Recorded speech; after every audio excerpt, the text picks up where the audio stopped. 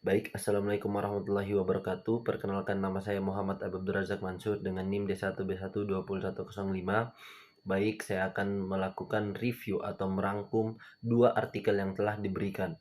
Yang pertama, artikel mengenai konservasi keanekaragaman hayati meningkatkan ketahanan pangan dalam sistem pertanian berbasis subsistem di Kenya Timur, di mana artikel ini bertujuan untuk menentukan konservasi agrobiodiversitas dan kontribusinya terhadap ketahanan pangan di kalangan petani kecil di Kenya Timur.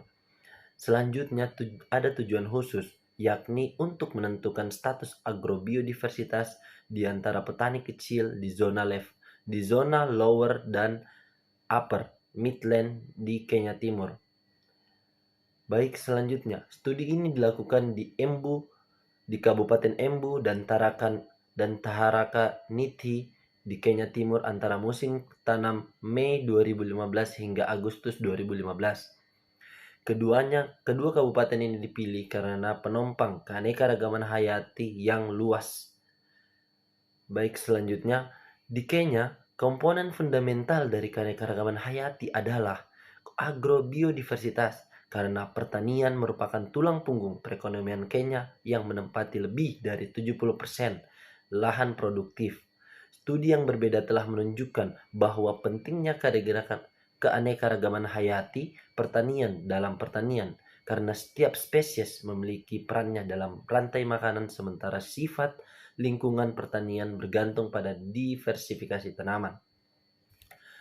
Selanjutnya, kurangnya pengetahuan dan kemiskinan adalah beberapa faktor yang dikaitkan dengan hilangnya keanekaragaman hayati di bidang pertanian di Afrika Sub-Sahara.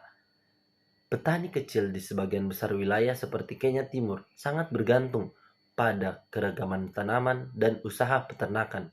Karena keterbatasan ukuran peternakan, Kabupaten Embu dan Tarakaniti dekat dengan lereng gunung Kenya, di mana erosi tanah merajalela dan karena menantangnya komunitas petani yang telah menduduki medan terjal. Wilayah ini kaya akan keanekaragaman hayati tanaman karena potensi produktivitas tanah yang tinggi, vegetasi, dan sumber daya tanah lainnya. Selanjutnya, temuan menunjukkan bahwa 39 spesies tanaman di seluruh wilayah tercatat. Di antara 60 rumah tangga yang disurvei, keanekaragaman spesies yang tinggi ini mewakili wilayah tersebut sebagai pusat kekayaan spesies tanaman di antara rumah tangga. Keanekaragaman tanaman yang tinggi bertindak sebagai pasokan bahan subsisten untuk rumah tangga. Selanjutnya, kombinasi tanaman yang berbeda dalam rumah tangga yang sama dan lintas wilayah mengindikasikan tingkat konservasi agrobiodiversitas, tergantung pada faktor gizi dan ekonomi. Beberapa jenis tanaman seperti jagung dan kacang-kacangan mendominasi dengan persentase yang tinggi di keempat wilayah tersebut. Jagung dan kacang mewakili jenis tanaman yang paling disukai. Secara tradisional, kedua tanaman tersebut dicampur untuk membuat makanan dan dapat menjelaskan dominasi relatifnya. Beberapa jenis tanaman lainnya seperti gua Java dan Coracana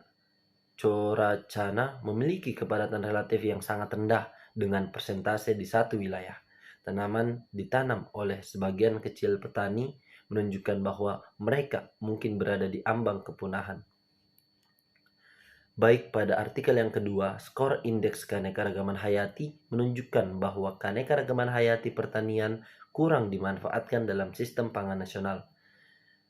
Pada artikel ini menyajikan indeks keanekaragaman hayati atau APDI, sebuah pendekatan sistem pangan untuk menyusun data keanekaragaman hayati pertanian yang bertujuan untuk memungkinkan pembuat kebijakan, lembaga swadaya masyarakat, pemimpin masyarakat sipil, dan bisnis untuk memahami hubungan antara dimensi keanekaragaman hayati pertanian di seluruh sistem pangan, membandingkan penggunaan keanekaragaman hayati pertanian dan konservasi lintas negara, dan mengidentifikasi intervensi prioritas untuk meningkatkan keanekaragaman hayati pertanian untuk sistem pangan yang lebih berkelanjutan.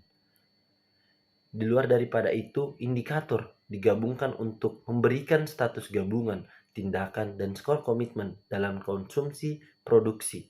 Produksi merupakan tonggak utama dalam menyoroti pentingnya dan penurunan agrobiodiversitas serta kebutuhan pemantauan agrobiodiversitas yang lebih baik untuk melakukan transisi menuju sistem pangan yang lebih berkelanjutan. Namun, keanekaragaman hayati pertanian yang ada di piring kita dalam sistem produksi dan konservasi di setiap tempat berkontribusi pada hasil berkelanjutan. Sistem pangan yang berbeda dan dipengaruhi oleh tindakan pengolahan dan keputusan kebijakan yang berbeda. Selanjutnya, ketergantungan yang berlebihan pada segelintir spesies, varietas, dan keturunan, serta hilangnya penyerbuk dan organisme lain yang mendukung pangan dan pertanian, mengancam keberlanjutan sistem pangan kita dan mempengaruhi kesehatan masyarakat atau manusia dan lingkungan. Sebagaimana laporan keanekaragaman hayati dunia untuk pangan dan pertanian pada tahun 2019 dari Organisasi Pangan dan Pertanian atau FAO, saat ini dari 26% dari 7.745 breed ternak lokal yang tersisa di dunia diyakini terancam punah, dan diperkirakan 33% stok ikan ditangkap secara berlebihan. Perhitungan indeks keanekaragaman hayati untuk 80 negara menunjukkan skor status agrobiodiversitas rata-rata sedang dari 56 hingga 100. Skor tindakan agrobiodiversitas rata-rata sedang 47,8 dari 100. Dan skor komitmen agrobiodiversitas rata-rata rendah, yakni sebesar 21,4 dari 100, menunjukkan bahwa jauh lebih kuat komitmen dan tindakan nyata diperlukan untuk meningkatkan keanekaragaman hayati pertanian di seluruh sistem pangan. Berdasarkan skor rata-rata di seluruh negara ini, APDI menunjukkan bahwa ada tingkat keanekaragaman hayati pertanian yang sedang dalam sistem pangan global, yang dimana skor statusnya 56 sampai dengan 7,7, ditambah dengan tingkat tindakan yang sedang diambil dari 47,8 sampai dengan 17,3, dan tingkat komitmen politik yang rendah untuk meningkatkan pemanfaatan dan konservasi agrobiodiversitas berkisar 21,4 hingga 9,8. Mungkin cukup sekian yang dapat saya sampaikan, kurang lebihnya mohon dimaafkan. Billahi taufiq wal hidayah. Wassalamualaikum warahmatullahi wabarakatuh.